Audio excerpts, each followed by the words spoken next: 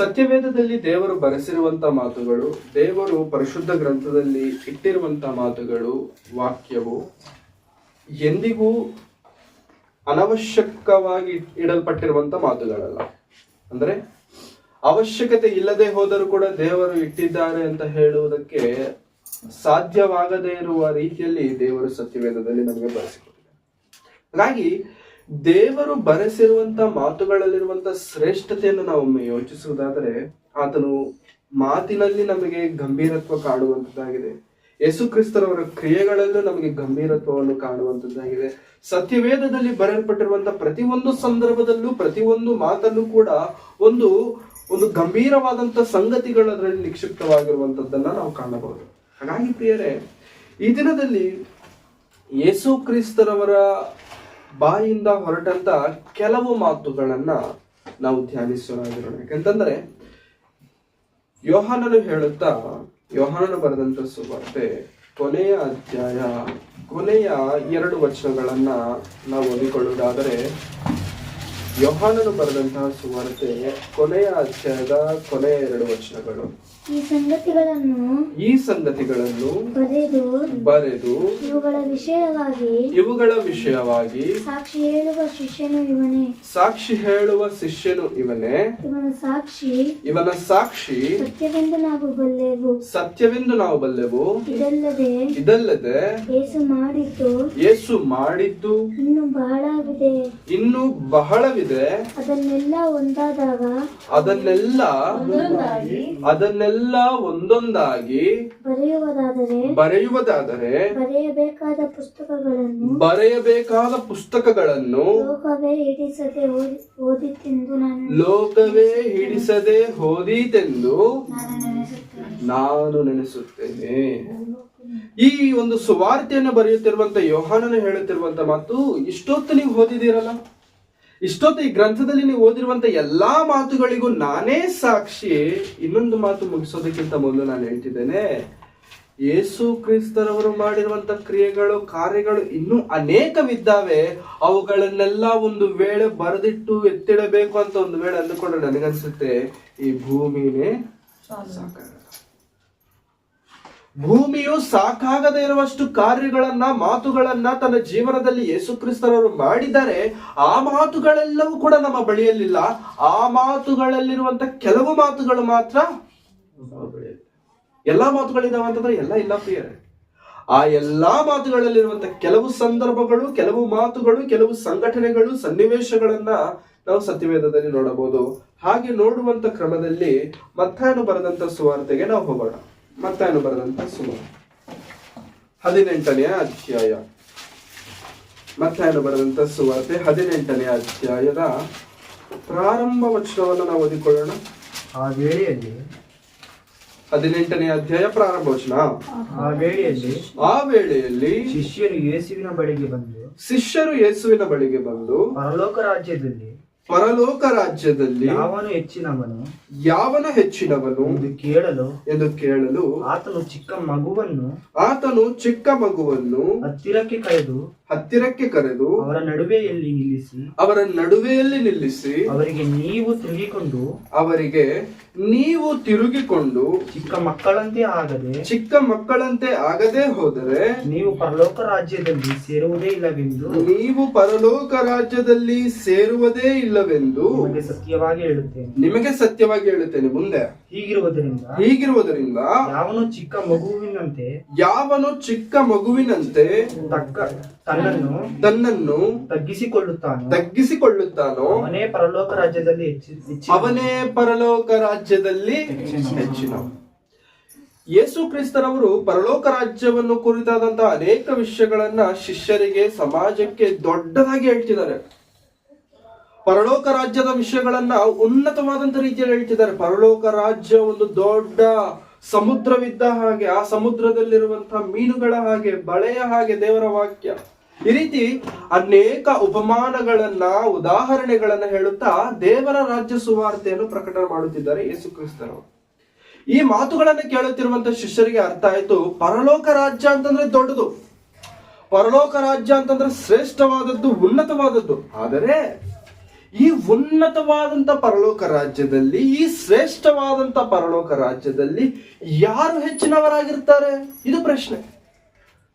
ನಾವೆಲ್ಲರೂ ಪರಲೋಕಕ್ಕೆ ಹೋಗ್ತೇವೆ, ಚೆನ್ನಾಗಿದೆ ಸರ್. ಆದ್ರೆ ಪರಲೋಕಕ್ಕೆ ಹೋದ ಮೇಲೆ ಯಾರು ದೊಡ್ಡವರು, ಯಾರು ಚಿಕ್ಕವರು, ಯಾರು ದೊಡ್ಡವರು, ಯಾರು ಚಿಕ್ಕವರು? ಈ ಪ್ರಶ್ನೆ ಶಿಷ್ಯರಲ್ಲಿ ಬಂದಾಗ ಶಿಷ್ಯರು ಬಂದು ಕೇಳ್ತಿದ್ದಾರೆ ಯೇಸು ಸ್ವಾಮಿನ, ಸ್ವಾಮಿ ಏನಿದೆ ಈ ಸಂಗತಿ?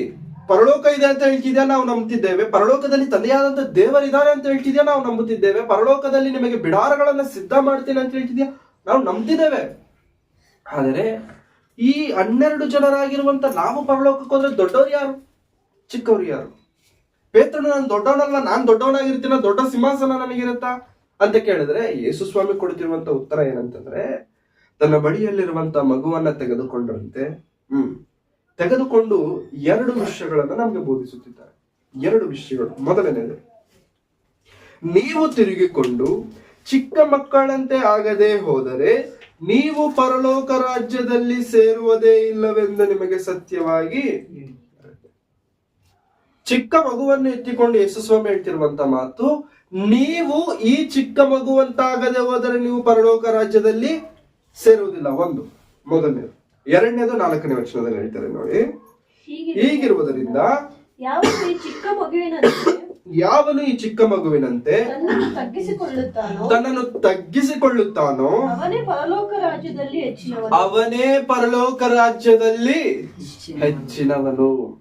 ಪರಲೋಕ ರಾಜ್ಯಕ್ಕೆ ಹೋಗಬೇಕು ಅಂತಂದ್ರೆ ಚಿಕ್ಕ ಮಕ್ಕಳಲ್ಲಿರುವಂತ ಮನಸ್ಸು ನಮಗಿರಬೇಕು.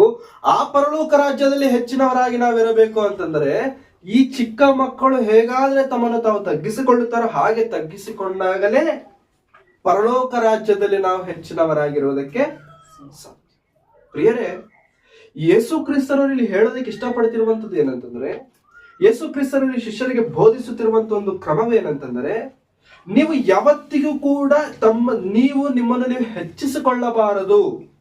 ಈ ಮಗುವನ್ನ ತೋರಿಸಿ ಯೇಸು ಸ್ವಾಮಿ ಹೇಳುತ್ತಿರುವಂತ ಮಾತೇನಂತಂದ್ರೆ, ಈ ಮಗುವಿನಂತ ಮನಸ್ಸು ನಿಮಗಿರಬೇಕು. ಒಂದು, ಈ ಮಗು ಹೇಗಾದ್ರೆ ತನ್ನನ್ನು ತಾನು ತಗ್ಗಿಸಿಕೊಳ್ಳುತ್ತಾನೋ ಅಂಥ ತಗ್ಗಿಸುವಿಕೆ ನಿಮ್ಮಲ್ಲಿ ಇರಬೇಕು. ತಗ್ಗಿಸುವಿಕೆ ಶಿಷ್ಯರಲ್ಲಿ ಇಲ್ವಾ ತಗ್ಗಿಸುವಿಕೆ?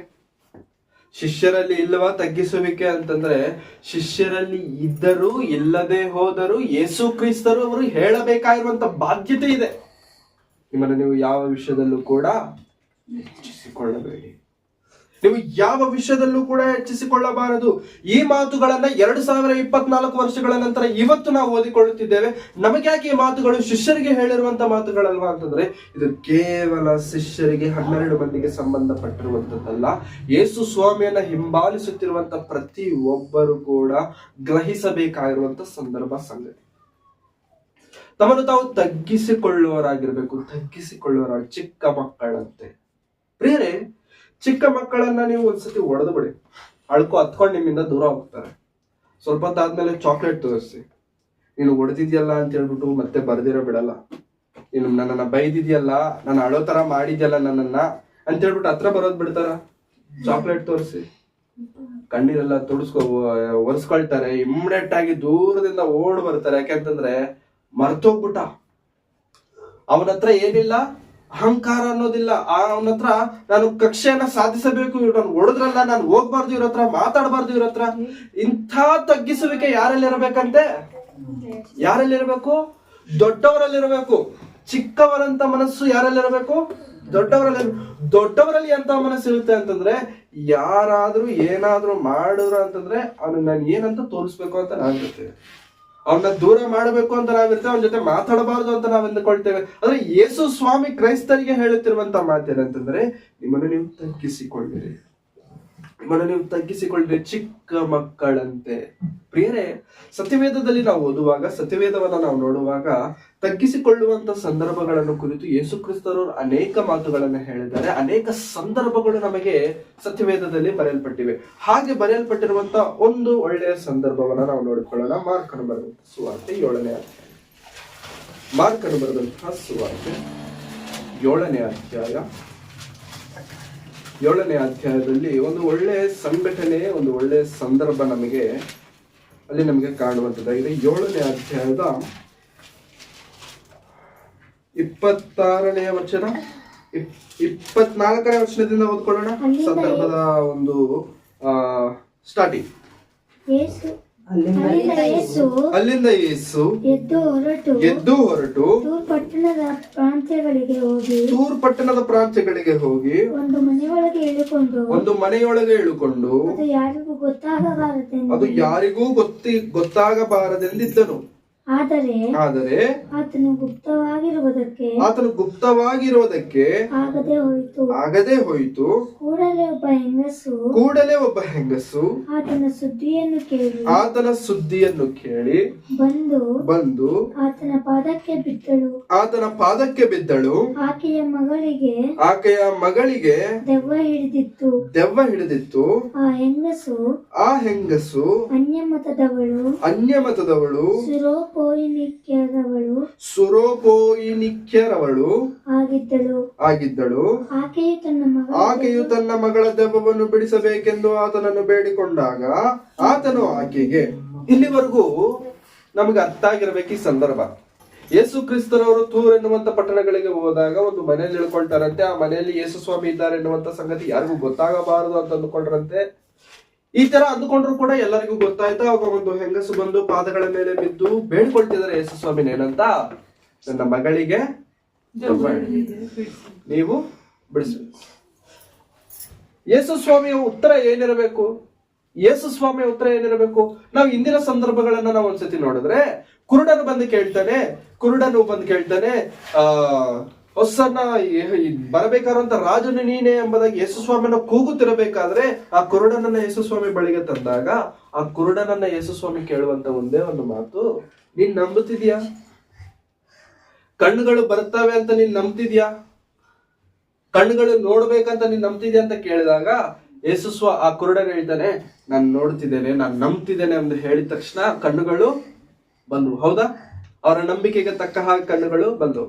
ಆದ್ರೆ ಈ ಸಂದರ್ಭದಲ್ಲಿ, ಈ ಸನ್ನಿವೇಶದಲ್ಲಿ ಯೇಸು ಕ್ರಿಸ್ತರವರ ಬಳಿಗೆ ಆ ಹೆಂಗಸು ಬಂದು ಕಣ್ಣೀರಿಂದ ಕಾಲ್ ಮೇಲೆ ಬಿದ್ದು ಬೇಡಕೊಳ್ತಿರ್ಬೇಕಾದ್ರೆ ಯೇಸು ಸ್ವಾಮಿಯ ಉತ್ತರ ಏನಿದೆ ಕೆಳಗಿನ ವಚನದಲ್ಲಿ ನಾವು ನೋಡಿ. ಏನಂತ ಉತ್ತರ ಕೊಡ್ತಿದ್ರೆ ನೋಡಿ. ಮಕ್ಕಳಿಗೆ ಮೊದಲ ತೃಪ್ತಿಯಾಗಲಿ. ಅದಕ್ಕೆ ಬೇಡಿಕೊಂಡಾಗ ಯೇಸು ಸ್ವಾಮಿ ಆಕೆಗೆ ಮಕ್ಕಳಿಗೆ ಮೊದಲು ತೃಪ್ತಿಯಾಗಲಿ. ಮಕ್ಕಳು ತಿನ್ನುವ ರೊಟ್ಟಿಯನ್ನು ತಕ್ಕೊಂಡು ನಾಯಿ ಮರಿಗಳಿಗೆ ಹಾಕುವುದು ಸರಿಯಲ್ಲ ಎಂದು ಉತ್ತರ ಹೇಳಿದನು. ಏನಂತ ಮಾತಾಡ್ತಿದ್ದಾರೆ ಯೇಸು ಸ್ವಾಮಿ? ಮೊದಲು ಮಕ್ಕಳು ಕೊಡ್ಬೇಕು. ಮೊದಲು ಯಾರಿಗೆ ಕೊಡ್ಬೇಕು ರೊಟ್ಟಿಯನ್ನ? ಮಕ್ಕಳು ಕೊಡ್ಬೇಕು.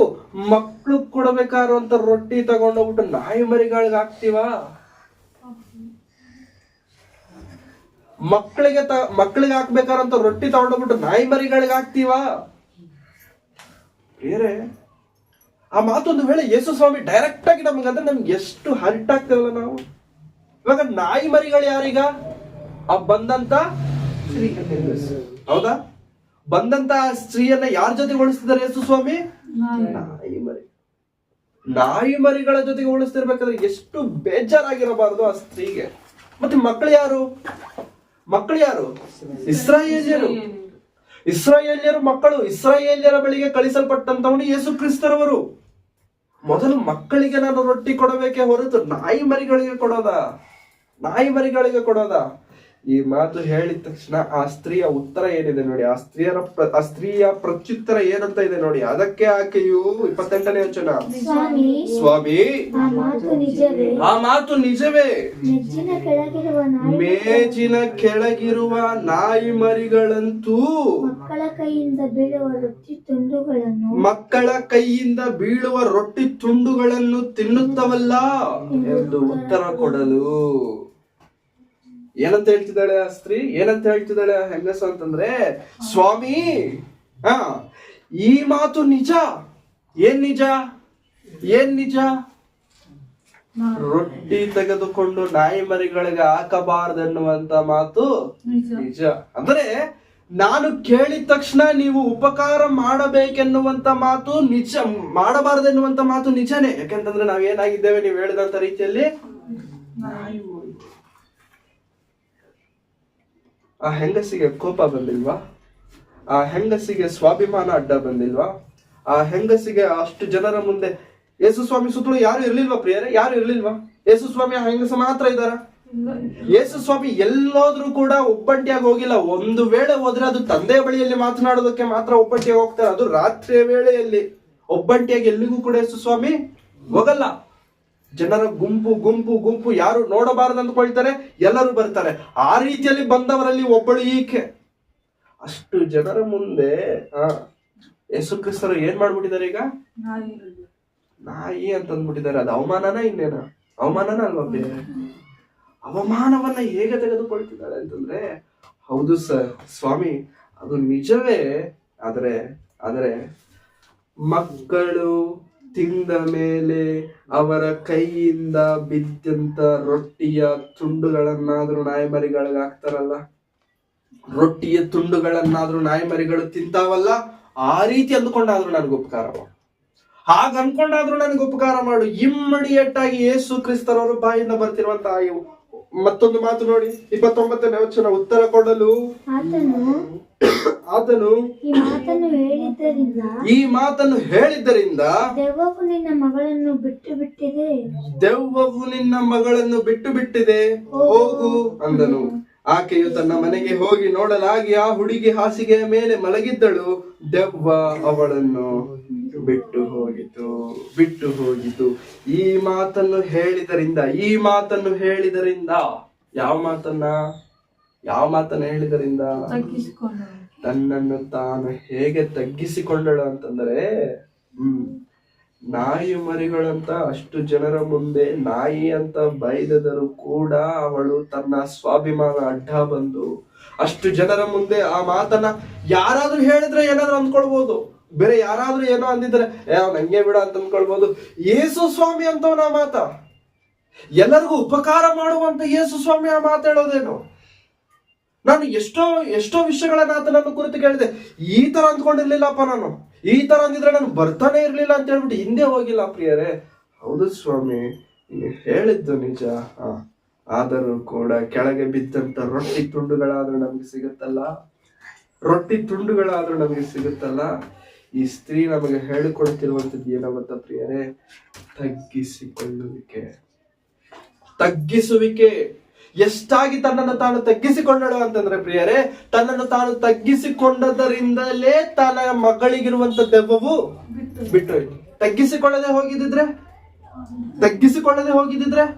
ದೆವ್ವ ಬಿಟ್ಟು ಹೋಗ್ತಿರ್ಲಿಲ್ಲ. ಇನ್ನೊಂದು ವಿಷಯ ನಾವು ಅರ್ಥ ಮಾಡ್ಕೊಳ್ಬೇಕಾದಂಥದ್ದು ಏನಂತಂದ್ರೆ, ಆ ಸ್ತ್ರೀ ಜ್ಞಾನವುಳ್ಳ ಸ್ತ್ರೀ, ಆ ಸ್ತ್ರೀ ಬುದ್ಧಿವಂತಿಕೆಯುಳ್ಳ ಸ್ತ್ರೀ. ಬುದ್ಧಿ ಇದೆ ಆಕೆಗೆ. ಯೇಸು ಸ್ವಾಮಿ ಆ ಮಾತು ಹೇಳಿದ್ರೆ ಏನಂತ ಉತ್ತರ ಕೊಡ್ಬೇಕು? ಅಲ್ಲಪ್ಪ, ನಾನು ಬಂದಿರೋದು ನನ್ನ ಮಕ್ಳಿಗೆ ರೊಟ್ಟಿ ಕೊಡೋದಕ್ಕೋಸ್ಕರ, ನಾಯಿ ಮರಿಗಳಿಗೆ ರೊಟ್ಟಿ ಕೊಡೋದಕ್ಕಲ್ಲ ನಾನು ಬಂದಿರೋದಂತ ಹೇಳಿದ ತಕ್ಷಣ ಏನ್ ಉತ್ತರ ಕೊಡೋದಕ್ಕಾಗತ್ತೆ? ಹೌದಾ ಸರ್? ಹಂಗ ಸರ್? ನಮ್ಗೆ ಕೊಡಕ್ಕಾಗಲ್ವ ಸರ್? ಸರಿ ಸರ್, ಆಯ್ತು, ಇಷ್ಟೇ ತಾನೆ? ಏನಂತ ಉತ್ತರ ಕೊಡೋದಕ್ಕಾಗತ್ತೆ? ಈ ಸ್ತ್ರೀ ಬುದ್ಧಿವಂತಿಕೆ, ಈ ಸ್ತ್ರೀ ಜ್ಞಾನವಂತಳು. ಇಮ್ಮಿಡಿಯೇಟ್ ಆಗಿ ಕೇಳ್ತಿದ್ದಾರೆ, ಆ ಮೇಜಿನ ಮೇಲಿಂದ ಕೆಳಗೆ ಬೀಳುವಂತ ರೊಟ್ಟಿಯ ತುಂಡುಗಳನ್ನಾದ್ರೂ ನಮ್ಗೆ ಹಾಕುವುದಲ್ಲ. ಈ ಮಾತಿಗೆ ಯೇಸು ಸ್ವಾಮಿ ಬಹಳ ಖುಷಿ ಆಯ್ತು. ಬೇರೆ ಯಾವಾಗಾದ್ರೆ ನಾವು ತಗ್ಗಿಸಿಕೊಳ್ತೇವಲ್ಲ, ಜ್ಞಾನ ಹೆಚ್ಚಾಗುತ್ತೆ ನಮಗೆ. ಯಾರಾದ್ರೆ ತಮ್ಮನ್ನು ತಾವು ತಗ್ಗಿಸಿಕೊಳ್ಳುತ್ತಾರಲ್ಲ ಪ್ರಿಯರೇ, ಎಲ್ಲಾ ವಿಷಯಗಳಲ್ಲಿ ತಗ್ಗಿಸಿಕೊಳ್ಳುವವರಿಗೆ ಜ್ಞಾನ ಹೆಚ್ಚಿರುತ್ತೆ. ನೆನಪಿಟ್ಕೊಳ್ಳಿ, ಅವ್ರು ಮಾತಾಡೋದು ಬಹಳ ಕಡಿಮೆ ಮಾತನಾಡಿದರೂ ಕೂಡ ಅವ್ರು ಮಾತನಾಡುವಂತ ಮಾತಿನಲ್ಲಿ ಜ್ಞಾನದ ಮಾತುಗಳಿರುವಂತಾಗಿದೆ. ಈ ಸ್ತ್ರೀ ಕೂಡ ಅದೇ ಹೇಳ್ತಿದ್ದಾಳೆ, ಕೋಪ ಪಟ್ಕೊಂಡು ಹೋಗಿಲ್ಲ, ಅವಮಾನ ಆಗುತ್ತೆ ಅಂತ ಬಿಟ್ಟು ಹೋಗಿಲ್ಲ. ಅಷ್ಟು ಜನರ ಮುಂದೆ ಆ ಮಾತು ಹೇಳ್ಬಿಟ್ಟಿದ್ದಾರೆ ಅಂತ ಹೇಳ್ಬಿಟ್ಟು ದ್ವೇಷ ಬೆಳೆಸ್ಕೊಳ್ಳಿಲ್ಲ ಯೇಸು ಸ್ವಾಮಿಯ ಮೇಲೆ. ತಿಳುವಳಿಕೆ ಉಳ್ಳವಳಾಗಿದ್ದಾಳೆ, ಜ್ಞಾನ ಉಳ್ಳವಳಾಗಿದ್ದಾಳೆ, ತಾಳ್ಮೆಯಿಂದ ಇದ್ದಳು. ತನಗೆ ಅವಮಾನ ಆಗಿದೆ ಅಂತ ಗೊತ್ತಿದ್ದರೂ ಕೂಡ ನಿಂತುಕೊಂಡು ಮಾತನಾಡಿ ಬೇಕಾದದ್ದನ್ನ ಪಡೆದುಕೊಂಡು ಹೋದಂತ ಬುದ್ಧಿವಂತಿಕೆಯಾದಂತ ಸ್ತ್ರೀಕೆ. ಯಾರಿಗೆ? ಬುದ್ಧಿಯುಳ್ಳ ಸ್ತ್ರೀ, ಜ್ಞಾನವುಳ್ಳ ಸ್ತ್ರೀ. ಇಂತಹ ಜ್ಞಾನ ನಮಗೆ ಬೇಕಾ? ನಾವೇನ್ ಮಾಡ್ಬೇಕು ಗೊತ್ತಾ ಪ್ರಿಯರೇ? ದೇವರ ಮುಂದೆ, ದೇವರ ಸಮ್ಮುಖದಲ್ಲಿ, ದೇವರ ಸನ್ನಿಧಾನದಲ್ಲಿ ಎಲ್ಲಾ ವಿಷಯಗಳಿಗೂ ಕೂಡ ಪ್ರಿಯರೇ ನಾವು ತಗ್ಗಿಸಿಕೊಳ್ಳುವುದಕ್ಕೆ ಮುಂದಕ್ಕೆ ಹೋಗಬೇಕು. ಆ ತಗ್ಗಿಸಿಕೊಳ್ಳುವಿಕೆ ನಮ್ಮನ್ನು ಏನ್ ಮಾಡುತ್ತೆ ಗೊತ್ತಾ ಪ್ರಿಯರೇ? ಹೆಚ್ಚಿಸುವಂತದ್ದಾಗಿದೆ. ಮತ್ತೊಂದು ಸಂದರ್ಭವನ್ನ ನಾವು ನೋಡಿಕೊಳ್ಳೋಣ. ಲೂಕನ ಬರೆದಂತ ಸುವಾರ್ತೆ 17ನೇ ಅಧ್ಯಾಯ, 7ನೇ ಅಧ್ಯಾಯ. ಲೂಕನ ಬರೆದಂತ ಸುವಾರ್ತೆ 7ನೇ ಅಧ್ಯಾಯ 1ನೇ ವಚನ. ಲೂಕನ ಬರೆದಂತ ಸುವಾರ್ತೆ 7ನೇ ಅಧ್ಯಾಯ 1ನೇ ವಚನ. ಆತನು ತನ್ನ ಮಾತುಗಳನ್ನೆಲ್ಲ ಜನರು ಕೇಳುವಂತೆ ಹೇಳಿ ಮುಗಿಸಿದ ಮೇಲೆ ಕಪೆರ್ನೌಮಿಗೆ ಬಂದನು. ಅಲ್ಲಿ ದಂಡಿನ ಶತಾಧಿಪತಿಗೆ ಇಷ್ಟನಾದ ಒಬ್ಬ ಆಳು ಕ್ಷೇಮವಿಲ್ಲದೆ ಸಾಯುವ ಹಾಗಿದ್ದನು. ಅವನು ಯೇಸುವಿನ ಸುದ್ದಿಯನ್ನು ಕೇಳಿ ಆತನ ಬಳಿಗೆ, ನೀನು ಬಂದು ನನ್ನ ಆಳನ್ನು ಸ್ವಸ್ಥ ಮಾಡಬೇಕೆಂದು ಆತನನ್ನು ಬೇಡಿಕೊಳ್ಳುವ ಹಾಗೆ ಯಹೂದ್ಯರ ಹಿರಿಯರನ್ನು ಕಳುಹಿಸಿದನು. ಅವರು ಯೇಸುವಿನ ಬಳಿಗೆ ಬಂದು, ನಿನ್ನಿಂದ ಇಂಥ ಉಪಕಾರ ಹೊಂದುವುದಕ್ಕೆ ಅವನು ಯೋಗ್ಯನು, ಅವನು ನಮ್ಮ ಜನರನ್ನು ಪ್ರೀತಿಸುವವನು, ತಾನೇ ನಮ್ಮ ಸಭಾಮಂದಿರವನ್ನು ನಮಗಾಗಿ ಕಟ್ಟಿಸಿದನು ಎಂದು ಆತನನ್ನು ಬಹಳವಾಗಿ ಬೇಡಿಕೊಳ್ಳಲು ಯೇಸು ಅವರ ಸಂಗಡ ಹೋದನು. ಆತನು ಇನ್ನೂ ಮನೆಗೆ ಮುಟ್ಟುವುದಕ್ಕೆ ಸ್ವಲ್ಪ ದೂರವಿರುವಾಗಲೇ ಶತಾಧಿಪತಿಯು ಸ್ನೇಹಿತರನ್ನು ಆತನ ಬಳಿಗೆ ಕಳುಹಿಸಿ, ಪ್ರಭುವೇ, ತೊಂದರೆ ತೆಗೆದುಕೊಳ್ಳಬೇಡ, ನೀನು ನನ್ನ ಮನೆಗೆ ಬರತಕ್ಕಷ್ಟು ಯೋಗ್ಯತೆ ನನಗಿಲ್ಲ. ನೀನು ನನ್ನ ಮನೆಗೆ ಬರುವಷ್ಟು ಯೋಗ್ಯತೆ ನನಗೆ ಇಲ್ಲ. ಈ ಮಾತು ಹೇಳ್ತಿರೋದು ಯಾರು? ಶತಾಧಿಪತಿ. ಒಂದು ದೇಶಕ್ಕೆ ಶತಾಧಿಪತಿ, ಸೈನ್ಯಕ್ಕೆ ಶತಾಧಿಪತಿ ಹೇಳುತ್ತಿರುವಂತ ಮಾತು, ನೀನು ನನ್ನ ಮನೆಗೆ ಬರುವಷ್ಟು ಯೋಗ್ಯತೆ ಬಗ್ಗೆ ಮಾತಾಡುವಂತ ಕೇವಲವಾದಂತ ಸ್ಥಿತಿಯಲ್ಲಿ ಶತಾಧಿಪತಿ ಇಲ್ಲ. ಹೌದಾ? ಯೋಗ್ಯತೆ ಅನ್ನುವಂತ ಮಾತು ಬಹಳ ದೊಡ್ಡದಾದಂತ ಮಾತು. ಸಮಾಜದಲ್ಲಿ ರೆಸ್ಪೆಕ್ಟ್ ಇರುವಂತ ಒಂದು ವ್ಯಕ್ತಿ, ಒಳ್ಳೆ ಅಧಿಕಾರದಲ್ಲಿರುವಂತ ವ್ಯಕ್ತಿ ಯೋಗ್ಯತೆಯನ್ನು ಕುರಿತು ಮಾತನಾಡ್ತಿದ್ದಾನೆ ಅಂತಂದ್ರೆ ಯೇಸು ಸ್ವಾಮಿ ವಿಷಯವಾದಂತ ಸಂಗತಿಗಳು ಎಷ್ಟಾಗಿ ಅರ್ಥ ಮಾಡಿಕೊಂಡಿರಬೇಕು. ನೀನು ನನ್ನ ಮನೆಗೆ ಬರುವುದಕ್ಕೆ ಯೋಗ್ಯನು ನಾನು ಅಲ್ಲ, ಅಷ್ಟು ಯೋಗ್ಯತೆ ನನ್ನಲ್ಲಿ ಇಲ್ಲ. ಯೇಸು ಸ್ವಾಮಿಗೆ ಈ ಮಾತನ್ನ ತಿಳಿಸಿ, ಯೇಸು ಸ್ವಾಮಿಗೆ ಸುದ್ದಿಯನ್ನು ಹೇಳಿ ಎಂಬುದಾಗಿ ಆತನ ಬಳಿಗೆ ಯಹೂದ್ಯರಲ್ಲಿ ಹಿರಿಯರನ್ನ ಕಳಿಸ್ತಿದ್ದಾರೆ. ಹೌದಾ? ಯಹೂದ್ಯರಲ್ಲಿ ಹಿರಿಯರು ಯೇಸು ಸ್ವಾಮಿ ಬಳಿಗೆ ಬಂದು ಏನಂತ ಹೇಳ್ತಿದ್ದಾರೆ ಹೇಳಿ? ಏನಂತ ಹೇಳ್ತಿದ್ದಾರೆ? ಯಾರು ಕರೆದಿದ್ದಾರೆ ಗೊತ್ತಾ? ಶತಾಧಿಪತಿ. ಅವ್ರ ಬಗ್ಗೆ ಇಂಟ್ರೊಡಕ್ಷನ್ ಬೇಕಾ? ಅವ್ರ ಬಗ್ಗೆ ಇನ್ಫಾರ್ಮೇಶನ್ ಬೇಕಾ? ಏನು ಗೊತ್ತಾ? ನಿನ್ನಿಂದ ಉಪಕಾರವನ್ನು ಹೊಂದುವುದಕ್ಕೆ ಆತನು ಯೋಗ್ಯನು. ಶತಾಧಿಪತಿ ಹೇಳಿಲ್ಲ ಈ ಮಾತು, ಇವರೇ ಹೇಳ್ತಿದ್ದಾರೆ ನಿನ್ನಿಂದ ಉಪಕಾರವನ್ನು ಹೊಂದುವುದಕ್ಕೆ ಆತನು ಯೋಗ್ಯನು. ಯಾಕೆಂತಂದ್ರೆ ತಾನೇ ನಮ್ಮ ಸಭಾಮಂದಿರವನ್ನು ನಮಗಾಗಿ ಕಟ್ಟಿಸಿದನು ಎಂದು ಆತನಿಗೆ ಬಹಳವಾಗಿ ಬೇಡಿಕೊಂಡ್ರು. ನಮಗೆ ಚರ್ಚ್ ಕಟ್ಸ್ಕೊಟ್ಟವ್ರು ಯಾರೋ ಗೊತ್ತಾ? ಈ ಏರಿಯಾದಲ್ಲಿ ದೊಡ್ಡ ಚರ್ಚ್ ಇದೆಯಲ್ಲ, ಆ ದೊಡ್ಡ ಚರ್ಚ್ ಕಟ್ಸ್ಕೊಟ್ಟವ್ರೆ ಶತಾಧಿಪತಿ. ಅವ್ರು ಕರೆದಿದ್ದಾರೆ ಅಂದ್ರೆ ನೀನ್ ಮನೆಗೆ ಬರಲೇಬೇಕು.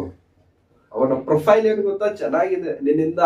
ನಿನ್ನಿಂದ ಸ್ವಸ್ಥತೆಯನ್ನು ಹೊಂದುವುದಕ್ಕೆ ಆತನು ಯೋಗ್ಯನಾಗಿದ್ದಾನೆ ಎಂಬುದಾಗಿ ಮಾತಾಡ್ತಿದ್ದಾನೆ. ಈ ಮಾತನ್ನ ಕೇಳಿದ ತಕ್ಷಣ ಯೇಸು ಸ್ವಾಮಿ ಕೋಪ ಬಂದಿಲ್ಲ. ಪ್ರಿಯರೇ, ಆಯ್ತು ನಡೀರಿ ಹೋಗೋಣ ಅಂತ ಬರ್ತಿರ್ಬೇಕಾದ್ರೆ ಆಮೇಲೆ ಮತ್ತೆ ಶತಾಧಿಪತಿ ಕಳಿಸ್ತಿದ್ದಾನೆ ತನ್ನ ಸ್ನೇಹಿತನನ್ನ, ಸರ್ ನೀವು ಬರಬೇಡಿ, ನೀವು ನನ್ನ ಮನೆಗೆ ಬರುವಷ್ಟು ಯೋಗ್ಯತೆ ನನಗೆ ಇಲ್ಲ. ಪ್ರಿಯರೇ, ಯಾವಾಗ್ಲೂ ನೆನಪಿಟ್ಕೊಳ್ಳಿ, ಯಜಮಾನಿಗಳಿರ್ತಾರಲ್ಲ, ಯಜಮಾನಿಗಳು ತಗ್ಗಿಸಿಕೊಂಡಿರ್ತಾರೆ. ಆದ್ರೆ ಯಜಮಾನಿಗಳ ಕೈ ಕೆಳಗಡೆ ಕೆಲವರು ಇರ್ತಾರೆ ನೋಡಿ, ಅವ್ರಿಗಿರೋಷ್ಟು ದುರಹಂಕಾರ ಇನ್ಯಾರಿಗೂ ಇರಲ್ಲ. ನಿಜ, ಅವ್ರಿಗಿರೋಷ್ಟು ಅಹಂಕಾರ ಇನ್ಯಾರಿಗೂ ಇರಲ್ಲ. ತುಂಬಾ ಜನ ಡಾಕ್ಟರ್ಸ್ ನಾವು ಮೀಟ್ ಮಾಡಕ್ ಹೋಗ್ತಿರ್ತಾರೆ. ಡಾಕ್ಟರ್ ಅಂತಂದ್ರೆ ಸಾಮಾನ್ಯದವರಲ್ಲ, they are well respected people in the society. ಹೌದಾ? ಡಾಕ್ಟರ್ ಅಂತಂದ್ರೆ ನಮ್ಗೆ ಇಮಿಡಿಯೇಟ್ ಆಗಿ ಒಂದು ರೆಸ್ಪೆಕ್ಟ್ ಬರುತ್ತೆ ನಮಗೆ. ಹೌದಾ?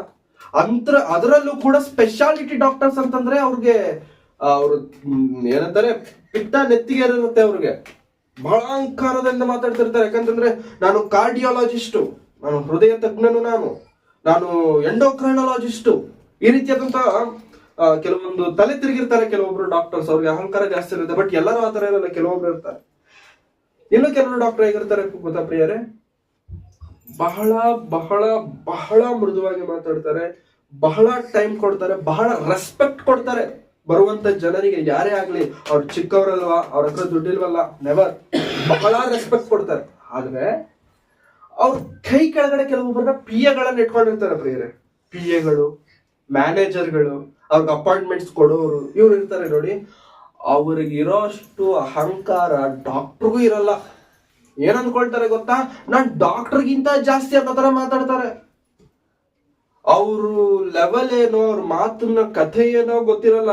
ಅವ್ರು ಏನ್ ಅನ್ಕೊಂಡಿದ್ಯಾ, ಅವ್ರ ಜೊತೆ ಅಪಾಯಿಂಟ್ಮೆಂಟ್ ಅಂತಂದ್ರೆ ಏನ್ ಅನ್ಕೊಂಡಿದ್ಯಾ? ಒಂದ್ ವಾರದ ಮೊದ್ಲೇ ತಗೋಬೇಕು ಅಪಾಯಿಂಟ್ಮೆಂಟ್, ಒಂದ್ ತಿಂಗಳು ಮೊದ್ಲೇ ತಗೋಬೇಕು ಅಪಾಯಿಂಟ್ಮೆಂಟ್. ಈ ತಿಂಗಳೆಲ್ಲ ಫುಲ್ ಬುಕ್ ಆಗ್ಬಿಟ್ಟಿದೆ.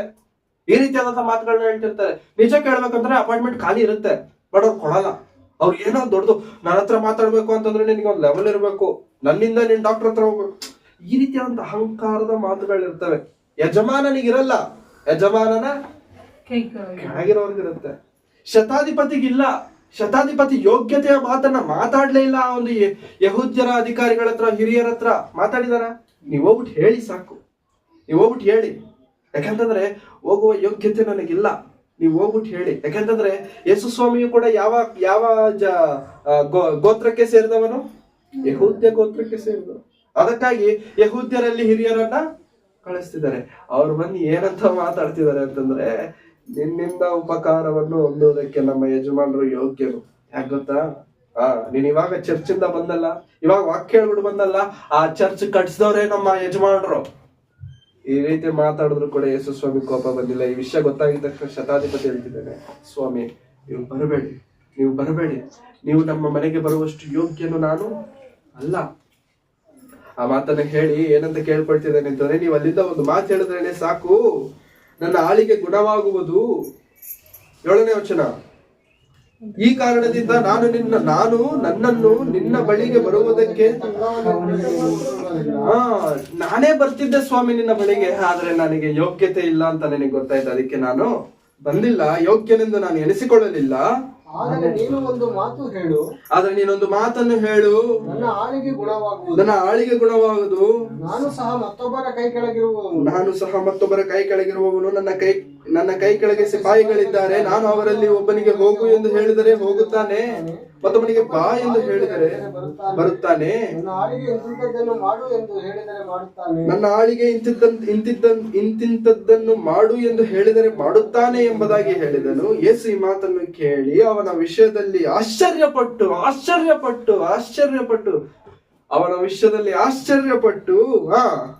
ತನ್ನ ಹಿಂದೆ ಬರುತ್ತಿರುವ ಗುಂಪನ್ನು ಹಿಂತಿರುಗಿ ನೋಡಿ, ನಾನು ಇಂಥ ದೊಡ್ಡ ನಂಬಿಕೆಯನ್ನು ಇಸ್ರಾಯೇಲ್ ಜನರಲ್ಲಿಯೂ ಕಾಣಲಿಲ್ಲವೆಂದು ನಿಮಗೆ. ಇಂಥ ದೊಡ್ಡ ನಂಬಿಕೆ ಇಸ್ರಾಯೇಲ್ಯರಲ್ಲೂ ನಾನು ಕಾಣಲಿಲ್ಲ. ಇಂಥ ದೊಡ್ಡ ನಂಬಿಕೆ ನಾನು ಇಸ್ರಾಯೇಲ್ಯರಲ್ಲೂ ಕಾಣಲಿಲ್ಲ.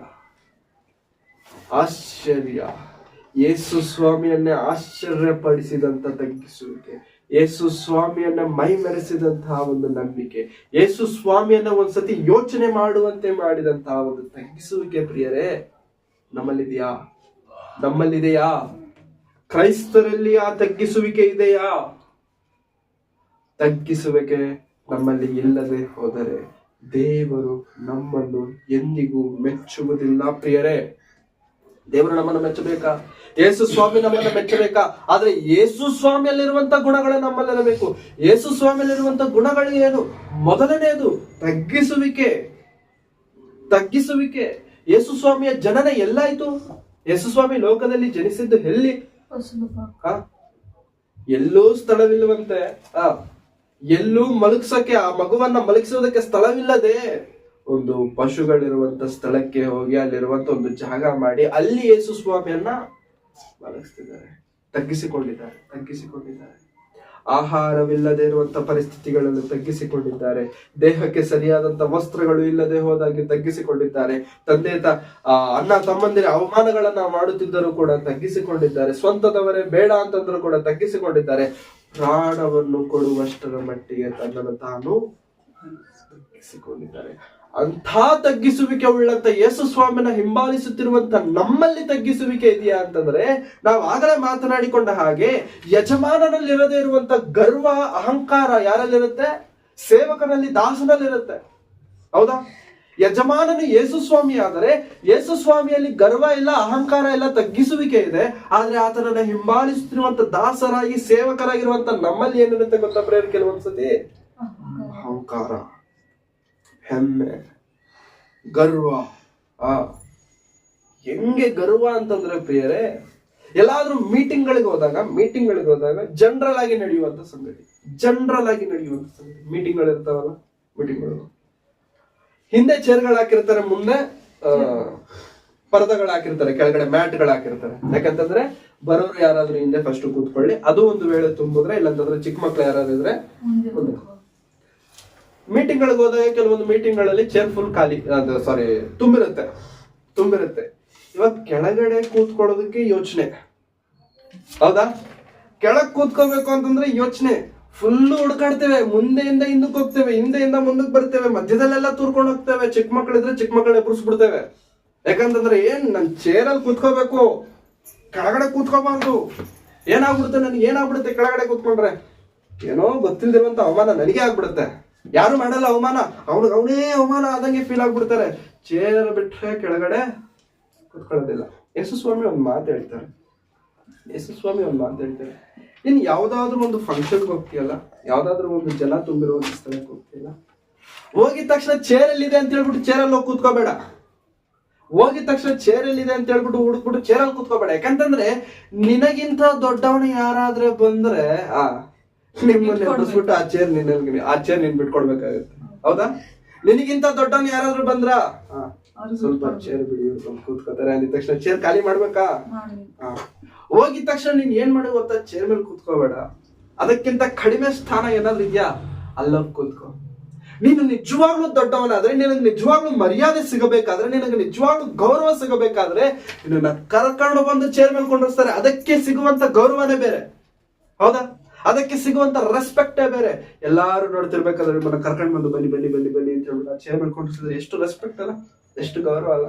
ಎಷ್ಟು ಹೇಳ್ತಾರೆ, ತಗ್ಗಿಸಿಕೊಳ್ಳಿ ನಿಮ್ಮನ್ನ.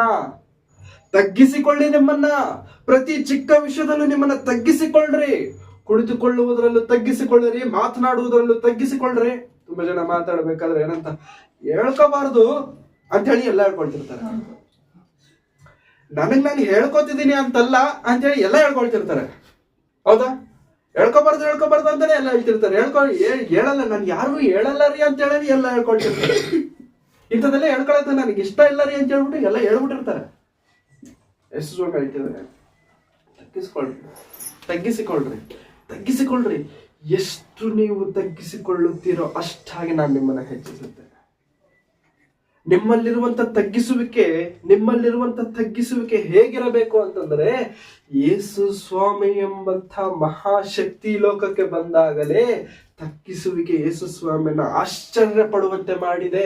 ಇಂಥವರು ಇದಾರ ಈ ಲೋಕದಲ್ಲಿ ಅಂತ ಆಶ್ಚರ್ಯಪಟ್ಟು ಉಪಯೋಗಿಸಿದರೆ ಆ ಮಾತು, ಆಶ್ಚರ್ಯಪಟ್ಟು ತಗ್ಗಿಸಿಕೊಳ್ಳುವಂತ ಗುಣ ನಮ್ಮಲ್ಲಿರಬೇಕು. ಕ್ರೈಸ್ತರಲ್ಲಿ, ಸಮಾಜದಲ್ಲಿ ಅನೇಕರು ಏನಂದ್ಕೊಳ್ತಾರೆ ಬೇಕಾ ಪ್ರಿಯರೇ? ತಗ್ಗಿಸಿಕೊಳ್ಳುವಂಥದ್ದನ್ನ ಅವಮಾನ ಎಂದು ಬಯಸ್ತಾರೆ. ನನ್ಗೇನೋ ಅವಮಾನ ಆಗ್ಬಿಟ್ಟಿದೆ, ಅವಮಾನ ಜರುಗ್ಬಿಟ್ಟಿದೆ, ನನಗೆ ತಗ್ಗಿಸಿಕೊಂಡ್ರೆ ನಾನೇನೋ ಕಳ್ಕೊಳ್ತೇನೆ. ನೆವರ್. ತಗ್ಗಿಸಿಕೊಳ್ಳುವುದರಲ್ಲಿ ನಾವು ಕಳ್ಕೊಳ್ಳುವಂಥದ್ದು ಎಂಥದ್ದು ಇರೋದಿಲ್ಲ. ತಗ್ಗಿಸಿಕೊಳ್ಳುವುದರಲ್ಲಿ ನಾವು ಕಳ್ಕೊಳ್ಳುವಂಥದ್ದು, ಹಾಳಾಗುವಂಥದ್ದು, ನಮ್ಮಿಂದ ದೂರ ಆಗುವಂಥದ್ದು ಯಾವುದು ಇಲ್ಲ ಪ್ರಿಯರೇ. ಯಾಕಂತಂದ್ರೆ ಪ್ರಿಯರೇ, ನಮ್ಮನ್ನು ಜನರು ನೋಡದೇ ಇರಬಹುದು, ಜನರು ನೋಡುತ್ತಾ ಇರಬಹುದು, ಆದ್ರೆ ನೋಡಿದರೂ ನೋಡದೆ ಹೋದರೂ ಕೂಡ ದೇವರು ನಮ್ಮನ್ನು ನೋಡುತ್ತಿರ್ತಾರೆ. ತೆಲುಗಲ್ಲಿ ಒಂದು ಒಳ್ಳೆ ಹಾಡಿದೆ. ಹಾಡಲ್ಲಿ ಏನಂತ ಹೇಳ್ತಾರೆ ಗೊತ್ತಾ? ಓ ಮನಿಷಿ, ತೆಲುಗಲ್ಲಿ, ಓ ಮನಿಷಿ నలుదిక్కులు నువ్వు చూస్తావు, నలుదిక్కులు నిన్ను చూస్తాయి, కానీ నీ పైనున్న దిక్కు నీ మీద ఉందని అది నిన్ను చూస్తుందని నువ్వు మరిచావు. నలుదిక్కులు నిన్ను చూస్తాయి, నలుదిక్కులు నువ్వు చూస్తావు, కానీ నీ పైన ఒక దిక్కుందని, ఆ పైనున్నవాడు నిన్ను చూస్తున్నాడని నువ్వు ಮರಿಚಿపోಯಾವು. ಹಾಗಾಗಿ ಪ್ರಿಯರೇ, ದೇವರು ನಮ್ಮಲ್ಲಿ ಕಂಡಾಗ, ದೇವರು ನಮ್ಮನ್ನು ನೋಡಿದಾಗ, ದೇವರು ನಮ್ಮಲ್ಲಿ ಕಾಣಬೇಕಾಗಿರುವಂಥದ್ದು ತಗ್ಗಿಸಿಕೊಳ್ಳಿ. ದಯಮಾಡಿ ಯಾವ ವಿಷಯದಲ್ಲೂ ಕೂಡ ಹೆಚ್ಚಿಸಿಕೊಳ್ಳೋದಕ್ಕೆ ಹೋಗಬೇಡಿ. ಹೆಚ್ಚಿಸಿಕೊಳ್ಳೋದಕ್ಕೆ ಹೋಗಬೇಡಿ. ದೇವರ ಸಮ್ಮುಖದಲ್ಲಿ, ದೇವರ ಸನ್ನಿಧಾನದಲ್ಲಿ ತಗ್ಗಿಸಿಕೊಳ್ಳುವುದರಲ್ಲಿ ಸಿಗುವಂತ ಭಾಗ್ಯನೇ ಬೇರೆ, ತಗ್ಗಿಸಿಕೊಳ್ಳುವುದರಲ್ಲಿ ಸಿಗುವಂತ ಸಂತೋಷನೇ ಬೇರೆ. ಕೆಲವೊಂದು ಮೀಟಿಂಗ್ಸ್ ಅಲ್ಲಿ ದೊಡ್ಡ ಓಪನ್ ಮೀಟಿಂಗ್ಸ್ ಇಟ್ಟಿರ್ತಾರಲ್ಲ, ದೊಡ್ಡದಾಗ ಓಪನ್ ಮೀಟಿಂಗ್ಸ್ ಇಟ್ಟಿರ್ತಾರೆ. ಈ ಮೀಟಿಂಗ್ಸ್ ಇಟ್ಟವರು ಮೀಟಿಂಗ್ 3 ದಿನ 4 ದಿನ ಇಟ್ಟ ಮೇಲೆ ಕೊನೆಯ ದಿನದಲ್ಲಿ ಸಹಾಯ ಮಾಡಿದವರೆಲ್ಲರೂ ಕೂಡ ಕರೆದು ಸ್ವಲ್ಪ ಅವ್ರಿಗೆ ಸನ್ಮಾನ ಅನ್ನೋದು ಆ ರೀತಿ ಸನ್ಮಾನಗಳು ಮಾಡ್ಬೇಕಾದ್ರೆ ಈ ಮೀಟಿಂಗ್ ಇಟ್ಟಂತ ಕನ್ವೀನರ್ ಇರ್ತಾರಲ್ಲ, ಮೀಟಿಂಗ್ ಇವಾಗ ಒಂದು ಮೀಟಿಂಗ್ ಇಡ್ಬೇಕಂದ್ರೆ ಸಾಮಾನ್ಯ ಅಲ್ಲ ಪ್ರಿಯರೇ, ಸುಮ್ಮನೆ ಅಲ್ಲ. ಮಿನಿಮಮ್ ಚಿಕ್ಕದಾಗಿ ಇಡಬೇಕು ಅಂತಂದ್ರೂ ಕೂಡ ಒಂದು 5 ಲಕ್ಷ ಅಂತೂ ಬೇಕೇ ಬೇಕು. ದೊಡ್ಡ ಮೀಟಿಂಗ್ ಅಂತಂದ್ರೆ 10 ಲಕ್ಷ ಖಂಡಿತ ಕ್ರಾಸ್ ಆಗೇ ಆಗುತ್ತೆ. ಮೀಟಿಂಗ್ ಅಂತಂದ್ರೆ ಅಷ್ಟು ಖರ್ಚುಳ್ಳಂಥದ್ದು. ಈ ಮೀಟಿಂಗ್ ಇಟ್ಟಂತ ಕನ್ವೀನರ್ ಇರ್ತಾರಲ್ಲ, ಮೀಟಿಂಗ್ ಇಡ್ಸೋರು ಇರ್ತಾರಲ್ಲ, ಅಂದ್ರೆ 10 ಲಕ್ಷ 15 ಲಕ್ಷ ಕೊಟ್ಟವ್ರು ಯಾರು ಇರ್ತಾರಲ್ಲ, ಅವರು ನಿಜವಾಗ್ಲೂ ಮೀಟಿಂಗ್ ಇಟ್ಟವ್ರು ಹೆಂಗಿರ್ತಾರೆ ಅಂತಂದ್ರೆ, ಇವರೇನ ಮೀಟಿಂಗ್ ಇಟ್ಟಿದ್ದು, ಯಾಕಂತಂದ್ರೆ ಬಂದು ನಮ್ಮ ಪಕ್ಕದಲ್ಲಿ ಕೂತಿರ್ತಾರೆ, ಹಳ್ಳಿಲಿ ಓಡಾಡ್ತಿರ್ತಾರೆ, ಆ ಪೇಪರ್ ತಗೊಂಡ್ಬರೋದು, ಆ ಲೈಟ್ ಹಾಕೋದು, ಈ ಅಡಿಗೆ ಆಗಿದೆಯಲ್ವ ಅಂತ ಓಡಾಡೋದು, ಈ ರೀತಿ ಓಡಾಡ್ತಾ ಇರ್ತಾರೆ. ಹಂಗೆ ಹಿಂಗೆ ಹಂಗೆ ಹಿಂಗೆ ಹಂಗೆ ಹಿಂಗೆ ಓಡಾಡ, ನಮ್ಗೆ ಅನ್ಸೋದೇ ಇಲ್ಲ ಇವ್ರು ಕನ್ವೀನರ್ ಅಂತ. ಅವ್ರ ಮೇಲ್ ಬಂದು ಸ್ಟೇಜ್ ಮೇಲೆ ಹತ್ತೋವರೆಗೂ ಕೂಡ ಅವ್ರು ನಮ್ಗೆ ಗೊತ್ತಾಗಲ್ಲ ಅವ್ರ ಕನ್ವೀನರ್ ಅಂತ. ಇವರ ಮೀಟಿಂಗ್, ಇಷ್ಟು ದೊಡ್ಡ ಮೀಟಿಂಗ್ ಇಟ್ಟಿದ್ ಇವರ ಆಶ್ಚರ್ಯ ಪಡ್ತೇವೆ ನಾವು. ಕೆಲವೊಬ್ರು ಕನ್ವೀನರ್ಸ್ ಇರ್ತಾರೆ ನೋಡಿ, ಕದ್ದರ್ ಬಟ್ಟೆ ಹಾಕೊಂಡು, ಕತ್ತಿಗೆ 1-2 ಚೈನ್ ಹಾಕೊಂಡು, ಉಂಗ್ರಗಳು ಹಾಕೊಂಡು, ಒಳ್ಳೆ ಪೌಡರ್ ಹಾಕೊಂಡು, ಸೆಂಟ್ ಹೊಡ್ಕೊಂಡು ಬಂದು ಕೂತ್ಕೋತಾರೆ. ಅಲ್ಲಾಡೋದೆಲ್ಲ ಜಗದೇ ಇಲ್ಲ, ಎಲ್ಲ ಅವ್ರ ಹತ್ರ ಬರ್ಬೇಕು. ಪ್ರಿಯರೇ, ದೇವರು ನಮ್ಮನ್ನು ಕಂಡಾಗ, ದೇವರು ನಮ್ಮನ್ನು ದೃಷ್ಟಿಸಿದಾಗ ನಮ್ಮಲ್ಲಿ ದೇವರಿಗೆ ಮೆಚ್ಚುಗೆ ಆಗಬೇಕಾಗಿರುವಂಥದ್ದು ಒಳ್ಳೆಯ ಲಕ್ಷಣ ತಗ್ಗಿಸುವಿಕೆ. ದೇವರು ನಮ್ಮಲ್ಲಿ ಮೆಚ್ಚುವಂತ ಲಕ್ಷಣ ಏನಾದ್ರೂ ಇದೆಯಾ ಅಂತಂದ್ರೆ ಅದು ತಗ್ಗಿಸುವಿಕೆ. ಮೊದಲು ನಿಮ್ಮನ್ನು ನೀವು ತಗ್ಗಿಸಿಕೊಳ್ಳಿ, ಮೊದಲು ನಿಮ್ಮನ್ನು ನೀವು ಹೆಚ್ಚಿಸಿಕೊಳ್ಳೋದರ ವಿಷಯವಾಗಿ ನೀವು ಯೋಚನೆ ಮಾಡಬೇಡಿ.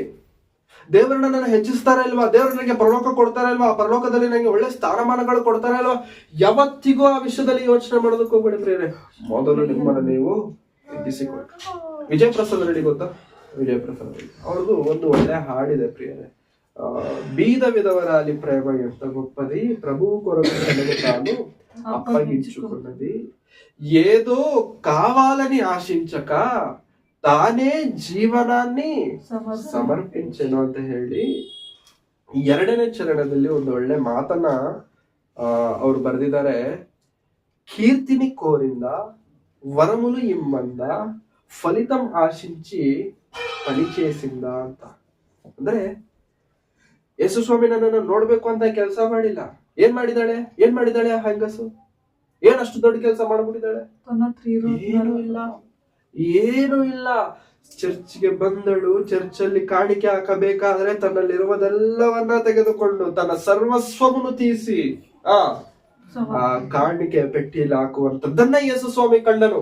ಎಷ್ಟು ಹಾಕಿದಾಳೆ? 10 ರೂಪಾಯಿ, 20 ರೂಪಾಯಿ, 100 ರೂಪಾಯಿ, 200 ರೂಪಾಯಿ. ಎಷ್ಟು? 2 ಕಾಸು, 2 ನಾಣ್ಯಗಳು. ಇದನ್ನ ಕಂಡ ತಕ್ಷಣ ಯೇಸು ಸ್ವಾಮಿ, ನೀವಿಷ್ಟು ಜನ ಇಷ್ಟು ಹಣ ಹಾಕಿದಿರಲ್ಲ, ನಿಮ್ಮೆಲ್ಲರಲ್ಲಿ ನೀವು ದೊಡ್ಡವರು ಯಾರು ಗೊತ್ತಾ? ಈ 2 ಕಾಸು ಹಾಕಿದಂತ. ಯೇಸು ಸ್ವಾಮಿ ನೋಡ್ತಿದ್ದಾರೆ ಅಂತ ಹಾಕಿಲ್ಲ, ಯೇಸು ಸ್ವಾಮಿ ನೋಡ್ಬೇಕು ಅಂತ ಹಾಕಿಲ್ಲ, ಯೇಸು ಸ್ವಾಮಿ ನನ್ನನ್ನ ಹೆಚ್ಚಿಸಬೇಕು ಅಂತ ಹಾಕಿಲ್ಲ. ತನ್ನ ಹೃದಯದಲ್ಲಿ ಬಂದಷ್ಟು, ಹೃದಯದಲ್ಲಿ ಮಾಡಿದಷ್ಟು, ಹೃದಯದಲ್ಲಿ ಅಂದುಕೊಂಡ ಹಾಗೆ ಮಾಡಿದಳು. ಅದನ್ನ ಯೇಸು ಸ್ವಾಮಿ ಮನುಷ್ಯರಿಗೆ ಕಾಣುವುದಕ್ಕೆ ಯಾವತ್ತೋ ಯಾವ ಕೆಲಸವನ್ನ ಮಾಡೋದಕ್ಕೆ ಹೋಗ್ಬೇಡಿ ಪ್ರಿಯರೇ. ಮುಖ್ಯವಾಗಿ ದೇವರ ಸೇವೆ, ದೇವರ ಕೆಲಸದಲ್ಲಿ ಮನುಷ್ಯರಿಗೆ ಕಾಣುವ ರೀತಿಯಲ್ಲಿ ಕೆಲಸಗಳನ್ನ ಮಾಡೋದಕ್ಕೆ ಹೋಗಬೇಡಿ. ಮನುಷ್ಯರು ಕಂಡ್ರೂ ಒಂದೇ, ಕಾಣದೆ ಹೋದರೂ ಕೂಡ ಒಂದೇ. ಯಾಕಂತಂದ್ರೆ ಪ್ರತಿಫಲ ಕೊಡುವವರು ಮನುಷ್ಯರಲ್ಲ. ಪಾಸ್ಟರ್ ನಮ್ಮನ್ನ ನೋಡ್ಬಿಡ್ಬೇಕು, ದೇವ ಸೇವಕರು ನಮ್ಮನ್ನ ನೋಡ್ಬಿಡ್ಬೇಕು, ಅವ್ರು ನಮ್ಮನ್ನ ನೋಡಿ ಏನೋ ಮಾಡ್ಬಿಡ್ಬೇಕು. ನೆವರ್ ಯಾವತ್ತೂ ಆ ಉದ್ದೇಶ ಉಳ್ಳವರಾಗಿರಬೇಡಿ ಪ್ರಿಯರೇ. ತಗ್ಗಿಸಿಕೊಳ್ರಿ. ನಾವು ಕೆಲಸ ಮಾಡಿದ್ರು ಕೂಡ ಹೇಗಿರ್ಬೇಕು ಗೊತ್ತಾ? ಕೆಲಸ ಮಾಡದಿರೋರ್ ತಾನೇ ಎದ್ಬಿಡ್ಬೇಕು, ಕೆಲಸ ಮಾಡದಿರೋರ್ ತಾನೇ ಎದ್ಬಿಡ್ಬೇಕು. ನಿಜವಾಗ್ಲೂ ಪ್ರಿಯರೇ, ಆ ರೀತಿಯಾದಂತ ಜೀವನಗಳು ನಮ್ಮದಾಗಿದ್ದಾರೆ. ಯೇಸು ಸ್ವಾಮಿ ಆ ಒಂದು ಶತಾಧಿಪತಿಯ ಭಕ್ತಿಯನ್ನು ನೋಡಿ ಹೇಗಾದ್ರೆ ಆಶ್ಚರ್ಯಪಟ್ಟು ನೋಡಿ ಕಲ್ತ್ಕೊಂಡ್ರು. ಹೌದಾ? ಹಿಂದೆ ತಿರುಗಿ ಗುಂಪನ್ನು ನೋಡಿ ಏನಂತ ಹೇಳ್ತಿದ್ದಾರೆ? ನಿಮ್ಮಲ್ಲೂ ಇಂಥ ಭಕ್ತಿ ನಾನು ಕಾಣಲಿಲ್ಲ, ಇಸ್ರಾಯೇಲ್ಯರಲ್ಲೂ ಇಂಥ ಭಕ್ತಿ ನನಗೆ ಕಾಣಿಸಿಲ್ಲ, ಅವನಲ್ಲಿ ನನಗೆ ಕಾಣಿಸಿದೆ. ಯೇಸು ಸ್ವಾಮಿ ಆ ಒಂದು ಸಮಾಜದಲ್ಲಿ ಯೇಸು ಸ್ವಾಮಿ ನಮ್ಮನ್ನ ಎತ್ತಿಕೊಂಡು ಹೋದಾಗ, ಆ ಒಂದು ಪ್ರಪಂಚದಲ್ಲಿ ಸತ್ತವರೆಲ್ಲರೂ ಒಂದು ಕಡೆ ನಿಂತುಕೊಂಡಾಗ ನಮ್ಮನ್ನ ನಿಲ್ಲಿಸ್ಬಿಟ್ಟು, ಇವನು ತರ ಯಾರು ನನಗೆ ಕಾಣಿಸಿಲ್ಲ, ಇವನು ತಗ್ಗಿಸಿಕೊಂಡ ಹಾಗೆ ಯಾರು ನನಗೆ ಕಾಣಿಸಿಲ್ಲ, ಇವನ ತಗ್ಗಿಸುವಿಕೆಗೆ ನೋಡಿ ನಾನು ಆಶ್ಚರ್ಯಪಟ್ಟೆ ಅಂತ ಹೇಳುವ ರೀತಿಯಲ್ಲಿ ನಾವು ತಗ್ಗಿಸಿಕೊಳ್ಳೋದಕ್ಕಾಗತ್ತಾ? ಅಬ್ರಹಾಮನು ತನ್ನನ್ನು ತಾನು ತಗ್ಗಿಸಿಕೊಂಡನು, ಮೋಶೆ ತನ್ನನ್ನು ತಾನು ತಗ್ಗಿಸಿಕೊಂಡನು, ದಾವೀದನು ತಗ್ಗಿಸಿಕೊಂಡನು, ಸತ್ಯವೇದದಲ್ಲಿ ಬರೆಯಲ್ಪಟ್ಟಿರುವಂತ ಎಲ್ಲಾ ಭಕ್ತರು ತಗ್ಗಿಸಿಕೊಂಡರು, ಯೇಸು ಕ್ರಿಸ್ತರೇ ತನ್ನನ್ನು ತಾನು ತಗ್ಗಿಸಿಕೊಂಡರು. ಇಷ್ಟು ಮಂದಿ ಇಷ್ಟು ವಿಧವಾಗಿ ತಮ್ಮ ಜೀವನಗಳಲ್ಲಿ ತಗ್ಗಿಸಿಕೊಳ್ಳುತ್ತಿರಬೇಕಾದ್ರೆ ಪ್ರಿಯರೇ, ಕ್ರೈಸ್ತರಾಗಿ ನಾವು ಹೇಗಿದ್ದೇವೆ? ಕ್ರೈಸ್ತರಾಗಿ ನಾವು ಹೇಗಿದ್ದೇವೆ? ತುಂಬಾ ಜನ ದೈವ ಸೇವಕರು ಹೇಳುವಂತ ಮಾತುಗಳೇನೋ ಗೊತ್ತಾ ಪ್ರಿಯರೇ? ನಿಜವಾಗ್ಲೂ ಬೇಜಾರ. ಯಾಕೆ ತಗ್ಗಿಸ್ಕೊಳ್ಬೇಕು ನಾವು? ನಮ್ಮ ಮಕ್ಕಳು ಚೆನ್ನಾಗಿರೋದು ನಮ್ಗೆ ಇಷ್ಟ ಇಲ್ವಾ? ನಮ್ಮ ಮಕ್ಕಳು ಒಳ್ಳೆ ಬಟ್ಟೆ ಹಾಕೊಳ್ಳೋದು ನಮ್ಗೆ ಇಷ್ಟ ಇಲ್ವಾ? ನಮ್ಮ ಮಕ್ಕಳು ಚಿನ್ನ ಬೆಳ್ಳಿ ಬಂಗಾರ ಹಾಕೊಳ್ಳೋದು ನಮ್ಗೆ ಇಷ್ಟ ಇಲ್ವಾ? ಹಾಗೆ ನಮ್ಮ ತಂದೆನೂ ಕೂಡ, ನಮ್ಮ ತಂದೆಯಾದಂತ ದೇವರು ಕೂಡ, ಅವರು ನಾವು ಚೆನ್ನಾಗಿದ್ರೆ ದೇವ್ರಿಗೆ ಏನು ಕೋಪ ಇಲ್ಲ, ದೇವ್ರಿಗೇನು ಏನಂತಾರೆ ಬೇಜಾರಿಲ್ಲ, ನಾವು ಹಂಗಿರೋದೇ ದೇವ್ರಿಗೆ ಇಷ್ಟ, ನೀವು ಹಂಗೆ ಇರಿ, ಯಾರ ಮಾತುಗಳು ಕೇಳಿಸ್ಕೊಳ್ಬೇಡಿ ಅಂತ ತುಂಬಾ ಜನ ದೈವ ಸೇವಕರು ಮಾತಾಡ್ತಿರ್ತಾರೆ. ಅದು ತಪ್ಪು ಅಂತ ನಾನು ಹೇಳ್ತಿಲ್ಲ, ಆದರೆ ಹಾಗೆ ನಾವು ಮಾಡುವುದರಿಂದ, ಹಾಗೆ ಆಗುವುದರಿಂದ ನಮ್ಮಲ್ಲಿ ಏನ್ ಜಾಸ್ತಿ ಆಗುತ್ತೆ? ಪ್ರಿಯರೇ? ಜಾಸ್ತಿ ಆಗುತ್ತೆ, ಅಹಂಕಾರ ಜಾಸ್ತಿ ಆಗುತ್ತೆ. ಸಭೆಗೆ ಬರೋರೆಲ್ಲರೂ ಕೂಡ ಒಂಥರ ಬಂದ್ರೆ, ಸಭೆಗೆ ಬರೋರು ಒಬ್ರು ಮಾತ್ರ ಒಂಥರ ಬರ್ತಾರೆ, ಹೌದಾ? ಸಭೆಗೆ ಬರೋರೆಲ್ಲರೂ ಒಂಥರ ಬರ್ತಾರೆ, ಒಬ್ರು ಮಾತ್ರ ಒಂಥರ ಬರ್ತಾರೆ. ಒಂಥರ ಬಂದ್ರೆ ಚೆನ್ನಾಗಿ ಬಂದ್ರೆ ಪರವಾಗಿಲ್ಲ. ಹೆಂಗು ಬರ್ತಾರೆ ಅಂತಂದ್ರೆ, ಇವರೇನೋ ಎಲ್ಲ ನಡೆಸ್ತಿರೋದು ಅನ್ನೋ ತರ ಬರ್ತಾರೆ. ನಿಜ ಕೇಳ್ಬೇಕಂತಂದ್ರೆ ಅವರಿಂದ ದಮಡಿ ಲಾಭನೂ ಕೂಡ ಇರಲ್ಲ. ದಮಡಿ ಲಾಭನ ಅವರಿಂದ ಅರ್ಧ ಪೈಸೆ ಲಾಭನೂ ಕೂಡ ಅವರಿಂದ ಇರಲ್ಲ. ಬಟ್ ಬರೋದು ಮಾತ್ರ ನಾನೇ ಓನರ್ ಅನ್ನೋ ತರ ಬರ್ತಾರೆ. ಯೇಸು ಸ್ವಾಮಿ ಹೇಳ್ತಾರೆ, ತಗ್ಗಿಸ್ಕೊಳ್ರಿ. ಎಷ್ಟು ನಿಮ್ಮನ್ನ ನೀವು ತಗ್ಗಿಸಿಕೊಳ್ತೀರೋ ಅಷ್ಟು ನಾನು ನಿಮ್ಮನ್ನ ಹೆಚ್ಚಿಸ್ತೇನೆ. ಯೇಸು ಸ್ವಾಮಿ ಹೇಳುವಂತ ಮಾತು ನಮ್ಮೆಲ್ಲರಿಗೂ ಗೊತ್ತಲ್ಲ ಪ್ರಿಯರೇ? ತಗ್ಗಿಸಿಕೊಳ್ಳುವವನು ಹೆಚ್ಚಿಸಲ್ಪಡುವನು, ಹೆಚ್ಚಿಸಿಕೊಳ್ಳುವವನು ತಗ್ಗಿಸಲ್ಪಡುತ್ತಾನೆ. ದೇವರು ತಗ್ಗಿಸುವಂತ ಪರಿಸ್ಥಿತಿಗೆ ನಾವು ಹೋಗಬಾರದು, ದೇವರು ಹೆಚ್ಚಿಸುವಂತ ಪರಿಸ್ಥಿತಿಗಳಲ್ಲಿ ನಾವಿರಬೇಕು. ಕೊನೆಯದಾಗಿ ಒಂದು ಮಾತನ್ನು ನಾವು ನೋಡಿಕೊಳ್ಳೋಣ. ಫಿಲಿಪಿಯರಿಗೆ ಬರೆದಂತ ಪತ್ರಿಕೆ 2ನೇ ಅಧ್ಯಾಯ, 9ನೇ ವಚನ. ಫಿಲಿಪಿಯವರಿಗೆ ಬರೆದಂತ ಪತ್ರಿಕೆ 2ನೇ ಅಧ್ಯಾಯ 9ನೇ ವಚನ.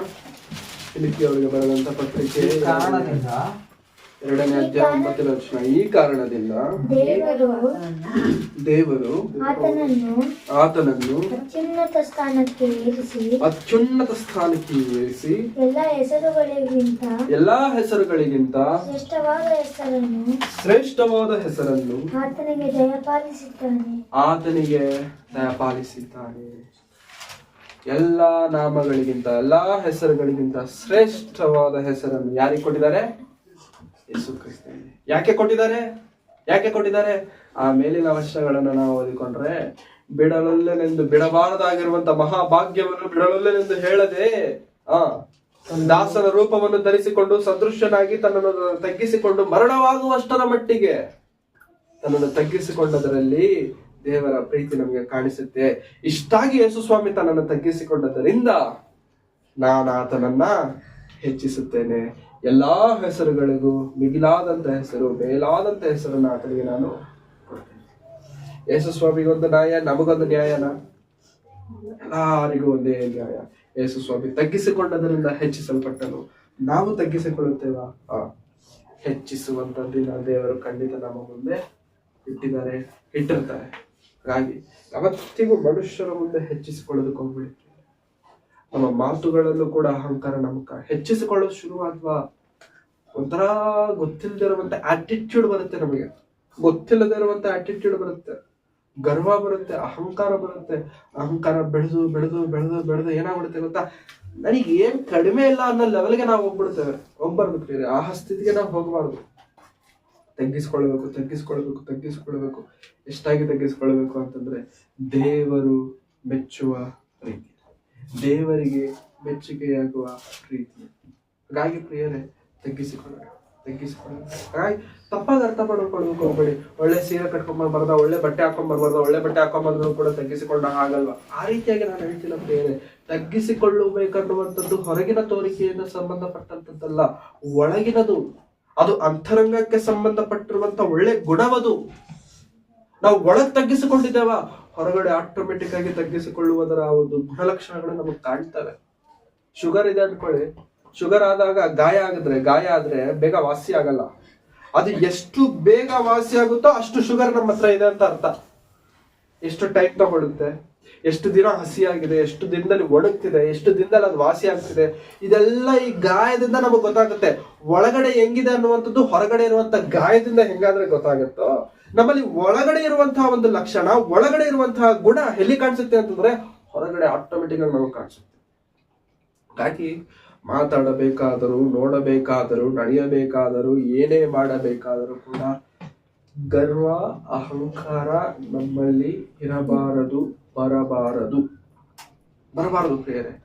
ತಗ್ಗಿಸಿಕೊಳ್ಳುವಂತ ಲಕ್ಷಣವೇ ನಮ್ಮಲ್ಲಿ ಇರಬೇಕು. ಜನರು ನನ್ನನ್ನು ನೋಡ್ಬಿಡ್ಬೇಕು, ಜನರು ನನ್ನ ಬಂದಾಗ ಚಪ್ಪಾಳೆ ತಡಬೇಕು, ಜನರು ನನ್ನನ್ನು ಬಂದಾಗ ಒಂದು ಒಳ್ಳೆ BGM ಹಾಕ್ಬೇಕು ಹಿಂದೆಯಿಂದ.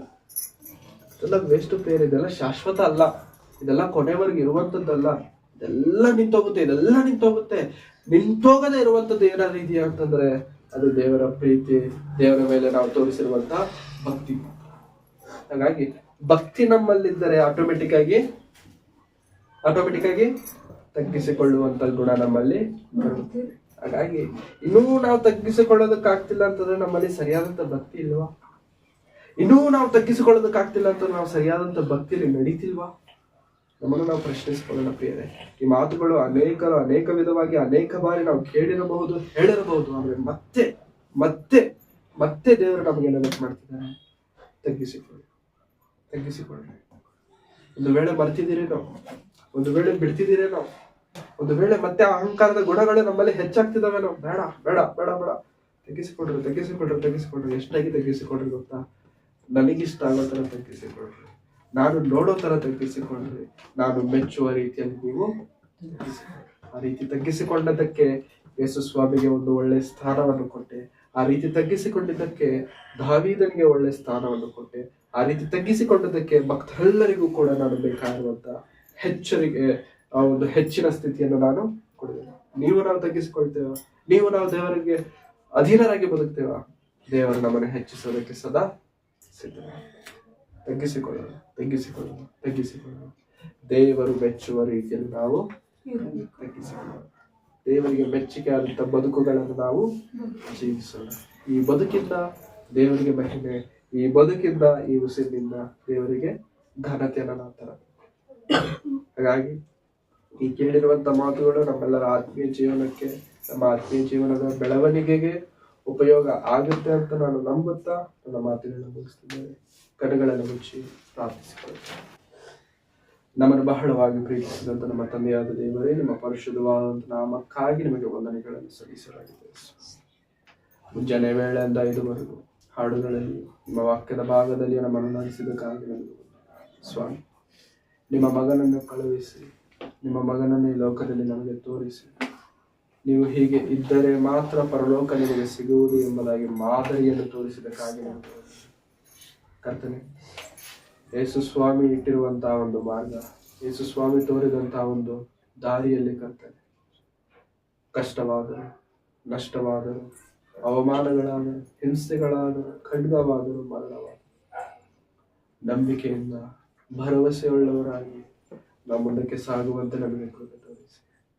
ಯೇಸು ಕ್ರಿಸ್ತರನ್ನು ತೋರಿಸಿರುವಂತಹ ಮಾರ್ಗದಲ್ಲಿ ಒಂದನೇ ದಿನದಲ್ಲಿ ನಮಗೆ ನೀವು ಬೋಧಿಸಿದಕ್ಕಾಗಿ ನಮಗೆ ವಂದನೆಗಳು. ತಗ್ಗಿಸಿಕೊಳ್ಳುವಂತ ಗುಣಗಳನ್ನು ನಮ್ಮಲ್ಲಿ ಹುಟ್ಟಿಸಿ, ತಗ್ಗಿಸಿಕೊಳ್ಳುವಂತಹ ಮನಸ್ಸನ್ನು ನಮ್ಮಲ್ಲಿ ಬೆಳೆಸಿ, ತಗ್ಗಿಸಿಕೊಳ್ಳುವಂತ ಒಳ್ಳೆಯ ಲಕ್ಷಣ ನಮ್ಮಲ್ಲಿ ಇರುವಂತೆ ನೀವು ಕೃಪೆ ತೋರಿಸಿ ನಡೆಸಬೇಕೆಂದು ನಾನು ಬೇಡಿಕೊಳ್ತಿದ್ದೇನೆ. ಕೇಳಿದಂತ ಮಾತುಗಳು ವ್ಯರ್ಥವಾಗಿ ಹೋಗಲು, ನಿಮ್ಮ ರಾಜ್ಯಕ್ಕಾಗಿ, ನೀತಿಗಾಗಿ ನಾವು ದುಡಿಯೋರಾಗಿರುವಂತೆ ಸಹಾಯ. ಎಲ್ಲಾ ವಿಷಯಗಳಲ್ಲಿ ಕೇವಲ ನಿಮ್ಮನ್ನು ಮಾತ್ರ ನಾವು ಹೆಚ್ಚಿಸುತ್ತಾ, ನಮ್ಮನ್ನು ನಾವು ತಗ್ಗಿಸಿಕೊಳ್ಳುತ್ತಾ, ನಿಮ್ಮನ್ನು ಮಾತ್ರ ಮಹಿಮೆ ಪಡಿಸುತ್ತಾ ಈ ಲೋಕಯಾತ್ರೆಯನ್ನು ಮುಗಿಸಲಾಗಿರುವಂತೆ ನೀವು ನಮಗೆ ಕೃಪೆ ತೋರಿಸಿ ನಡೆಸಬೇಕೆಂದು ಸಮಸ್ತವಾದಂತಹ ಮಹಿಮೆ, ಘನತೆ, ಪ್ರಭಾವಗಳನ್ನು ನಿಮ್ಮೊಬ್ಬರಿಗೆ ಸಲ್ಲಿಸುತ್ತಾ ಯೇಸು ಕ್ರಿಸ್ತರವರ ಪರಿಶುದ್ಧವಾದ ನಾಮದಲ್ಲಿ ಪ್ರಾರ್ಥಿಸಿ ಬೇಡಿ ಹೊಂದಿದ್ದೇನೆ. ನಮ್ಮ ತಂದೆಯಾದ ದೇವರೇ.